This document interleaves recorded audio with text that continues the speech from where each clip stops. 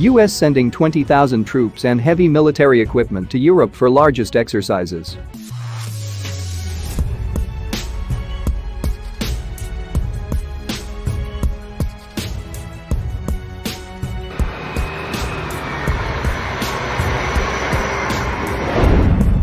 The largest exercise in Europe for US forces in 25 years will kick off Thursday at Motor Pools in the US, where soldiers will begin loading tanks and other gear for transport to the continent, the Army said. About 20,000 pieces of military equipment must be deployed from the US for Defender Europe 20, which will involve large-scale combat drills and test the military's ability to rapidly move large numbers of forces across the Atlantic Ocean.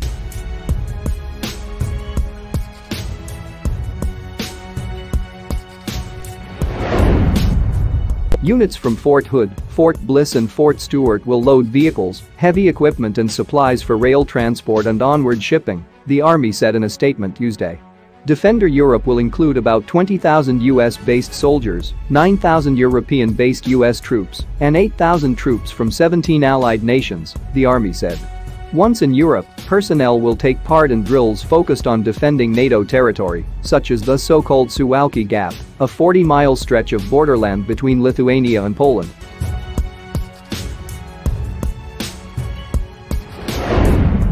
The Suwałki Gap abuts the Russian exclave of Kaliningrad to the west, where thousands of Russian troops, heavy artillery and anti-aircraft missiles are based. East of the strategic border area lies Belarus, a former Soviet republic that remains closely allied with Moscow, although ties have become strained of late between Russian President Vladimir Putin and longtime Belarusian leader Alexander Lukashenko. During Defender Europe, which runs through July, quick response forces from the 82nd Airborne Division will rehearse how to fight their way into a country by parachuting into the Republic of Georgia, a NATO partner country that fought a brief war with Russia in 2008.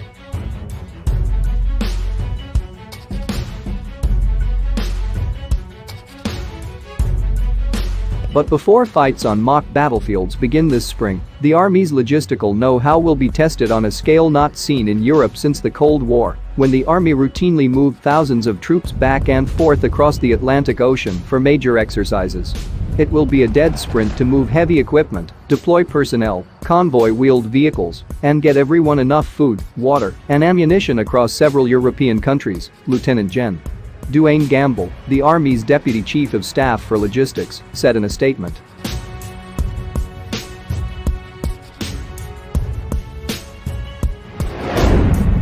US Army Europe has been building up for an exercise like Defender for 5 years, conducting numerous troop rotations to the continent as a way of reinforcing the US military presence, which has dwindled in the post-Cold War era.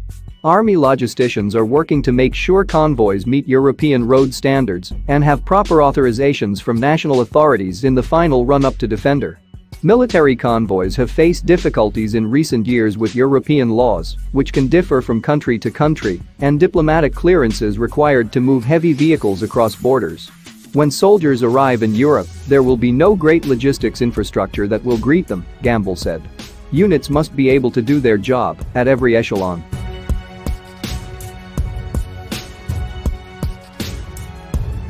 Moscow has warned that it would react to the US-led exercises, known as Defender Europe 2020, although the response is expected to be limited to monitoring the provocative drills from within Russia's own borders. Polish Defense Minister Mariusz Błaszczak has announced the start of the Defender Europe 2020 drills in Poland, calling the exercises the largest of their kind in years, and confirming that echelons of US forces have begun making their way into Poland.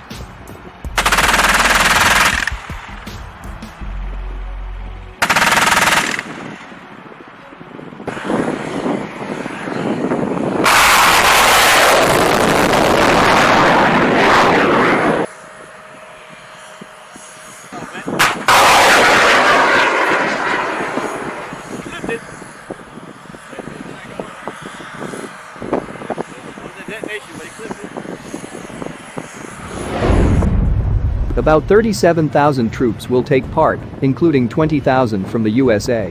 The first US Army troops have already crossed the Polish border, Błaszczak wrote in a tweet, accompanying the text with photos showing US equipment moving into Poland under the cover of night.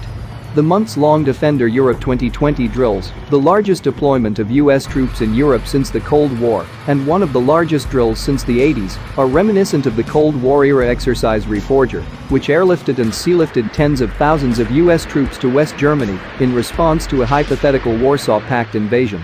Since then, the Warsaw Pact has long ceased to exist, as has the Soviet Union, but NATO has nevertheless continued its eastward expansion toward Russia's borders.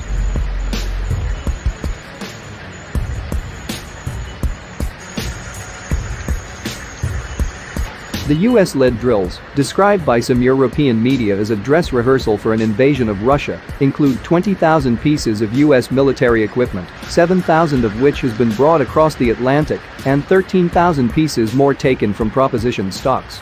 The US forces and equipment deploy in Europe through Belgium, the Netherlands and Germany, from where they move eastward through Germany into Poland and the Czech Republic, and then continue northeastwards into the Baltic states of Lithuania, Latvia and Estonia.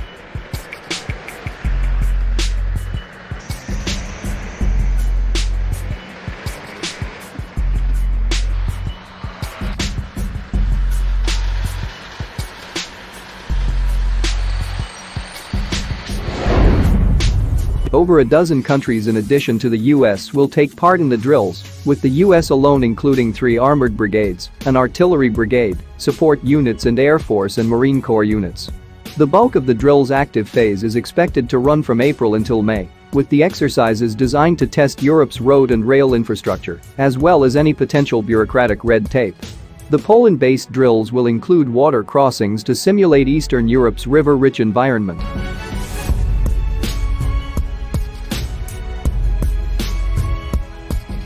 NATO Supreme Allied Commander Gen. Todd Wolters told the Army Times this week that the alliance has seen a fair amount of response from Russia, without elaborating. They're not overly pleased with Defender Europe.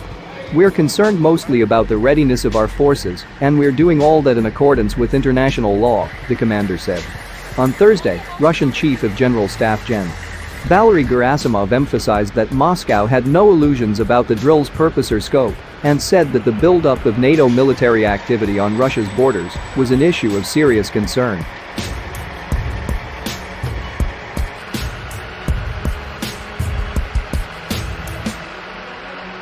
The exercises planned for the near future are to be carried out on the basis of anti-Russian scenarios involving offensive operations, Gerasimov added that the absence of military-to-military dialogue make the drills provocative.